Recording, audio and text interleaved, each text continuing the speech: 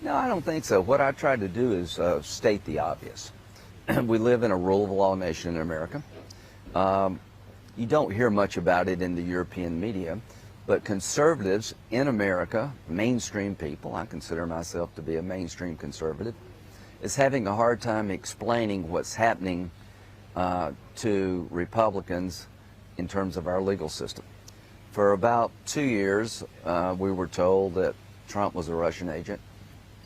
The Mueller investigation was going to imminently show that President Trump's campaign and himself were hooked up to the Russian intelligence community and a economy.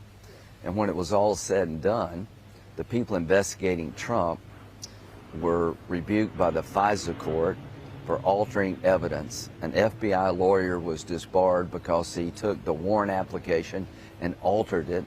It turned out to be a bunch of BS. The tactics used by the FBI to investigate Trump were such that they wanted to get him and they ignored all the stop signs. The Russian information given to back the warrant was disavowed by the source of the warrant. It was all bar talk, and that never made it to the court. Hunter Biden, I do like Joe Biden. He's a fine man. I don't think he's been a particularly good president. But in October, before 2020, the New York Post had this explosive story about a Hunter Biden laptop that had some pretty damaging stuff apparently on it. 50 intel experts wrote a letter saying this is all Russian disinformation, don't believe it. The FBI called up Facebook and other social media outlets. This story shouldn't be trusted. It emanates from Russia. So it really died.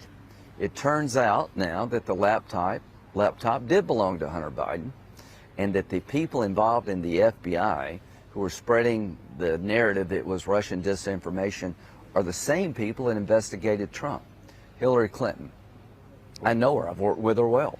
When she was Secretary of State, she set up a server in her basement completely out of the norm of what a Secretary of State would do to communicate, to get around the classification system.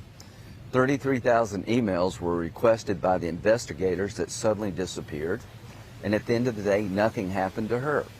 So here's what I said. If the raid on President Trump's home, the likely nominee for 2024, better bear some fruit here. If it's just about mishandling classified information, we've had a standard set when it came to Hillary Clinton. Our country, people on our side, believe that when it comes to the justice system, there are no rules regarding Trump. Get him, it doesn't matter how you get him. So I said, if it's similar to what happened to Clinton and he gets prosecuted, it will be one of the most disruptive events in America.